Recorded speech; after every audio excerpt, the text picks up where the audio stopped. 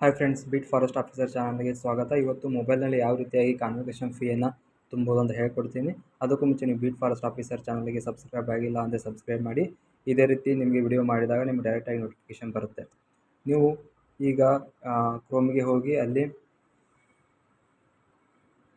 SBI collect ಅಂತೇಳಿ search ಮಾಡಿದರೆ ಈ ರೀತಿ ಒಂದು ಪೇಜ್ ಓಪನ್ ಆಗುತ್ತೆ. ಇಲ್ಲಿ ಒಂದೇ ವೆಬ್ಸೈಟ್ ಓಪನ್ ಮಾಡಿ. ನೆಕ್ಸ್ಟ್ ಇಲ್ಲಿ ಸರ್ಚ್ ಬಾಕ್ಸ್ ಇದೆಯಲ್ಲ, ಇಲ್ಲಿ ಕರ್ನಾಟಕ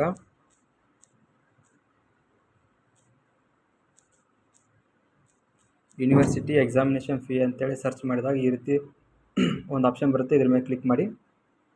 ಇದರ ನಂತರ ಈ ಥರ ಒಂದು ನೆಕ್ಸ್ಟ್ ಪೇಜ್ ಓಪನ್ ಆಗುತ್ತೆ. ಇಲ್ಲಿ ನೀವು ಜಸ್ಟ್ ಕಾನ್ವೊಕೇಷನ್ ಅಂತೇಳಿ ಸರ್ಚ್ ಮಾಡಿದಾಗ ಇಲ್ಲಿ ಮೂರನೇ ಆಪ್ಷನ್ ಕಾನ್ವೊಕೇಷನ್ ಫೀಸ್ ಅಂತಿದೆಯಲ್ಲ, ಇದ್ರ ಮೇಲೆ ಕ್ಲಿಕ್ ಮಾಡಿ.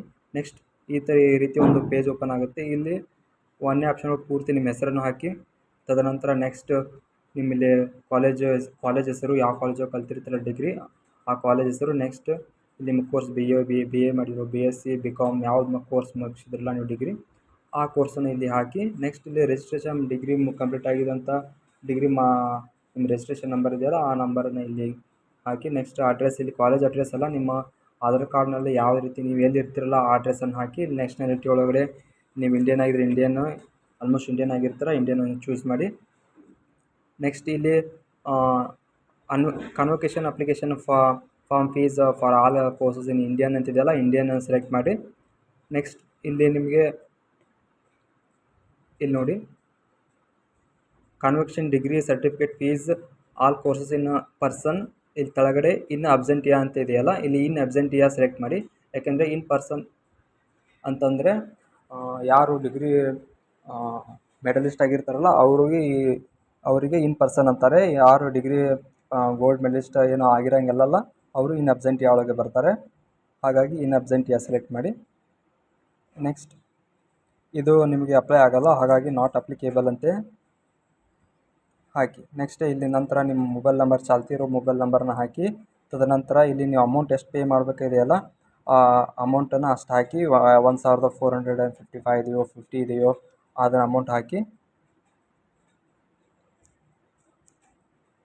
ತದನಂತರ ಇಲ್ಲಿ ಇವೆರಡು ಬಾಕ್ಸ್ಗಳಿಗೆ ಏನು ಅವಶ್ಯಕತೆ ಇಲ್ಲ, ಇವು ನಡೆಯುತ್ತೆ, ಇದನ್ನು ಹಾಕಲಿದ್ರು. ಇಲ್ಲಿ ಅದರ್ ಫೀಸ್ ಅಂದರೆ ನೀವು ಏನಾದರೂ ಡೇಟ್ ಮುಗಿದ ನಂತರ ಏನಾದರೂ ಅಪ್ಲಿಕೇಶನ್ ಏನಾದರೂ ಹಾಕಕ್ಕೆ ಹೋದರೆ ಆ ನಿಮಗೆ ದಂಡ ಇರುತ್ತೆ, 100 200 ಇರುತ್ತಲ್ಲ, ಆ ದಂಡವನ್ನು ಇಲ್ಲಿ ಹಾಕಿ. ನೆಕ್ಸ್ಟ್ ರಿಮಾರ್ಕ್ಸ್ ಇದ್ದಲ್ಲಿ ಜಸ್ಟ್ ಕಾನ್ವೊಕೇಷನ್ ಫೀ ಅಂತೇಳಿ ಟೈಪ್ ಮಾಡಿ. ನೆಕ್ಸ್ಟ್ ಇಲ್ಲಿ ಮೊಬೈಲ್ ನಂಬರ್ ನಿಮ್ಮ ಮೇಲನ್ನು ಹಾಕಿರ್ತೀರಲ್ಲ ಆ ಮೊಬೈಲ್ ನಂಬರ್ನ ಹಾಕಿ. ತಳಗೆ ಅದನ್ನು ರೀಟೈಪ್ ಮಾಡಿರಿ. ಇಲ್ಲಿ ಇಮೇಲ್ ID ಚಾಲ್ತಿ ಇರೋ ಇಮೇಲ್ ID ಹಾಕಿ. ಆಮೇಲೆ ಟರ್ಮ್ಸ್ ಆ್ಯಂಡ್ ಕಂಡೀಷನ್ ಮೇಲೆ ಕ್ಲಿಕ್ ಮಾಡಿ. ತದನಂತರ ಇಲ್ಲಿ ಕ್ಯಾಪ್ಚರ್ ಹಾಕಿದಾಗ ಇಲ್ಲಿ ಕ್ಯಾಪ್ಚರ್ ಇದೆಯಲ್ಲ, ಈ ಕ್ಯಾಪ್ಚರ್ ಹಾಕಿ ಇಲ್ಲಿ ನೆಕ್ಸ್ಟ್ ಕೊಟ್ಟರೆ ನೆಕ್ಸ್ಟ್ ಪೇಜ್ ಒಂದು ಓಪನ್ ಆಗುತ್ತೆ. ಈ ರೀತಿಯಾಗಿ ತುಂಬಿದ ಮೇಲೆ ನೀವು ಮೇಲೆ ಡೀಟೇಲ್ಸ್ ಕರೆಕ್ಟ್ ಇದೆ ಒಂದ್ಸಲ ಚೆಕ್ ಮಾಡಿ. ನಿಮ್ಮ ಹೆಸರು, ಅಡ್ರೆಸ್ ಎಲ್ಲ, ಫೋನ್ ನಂಬರ್ ಎಲ್ಲ ಚೆಕ್ ಮಾಡಿದ ಮೇಲೆ ನೆಕ್ಸ್ಟ್ ಮೇಲೆ ಕ್ಲಿಕ್ ಮಾಡಿ.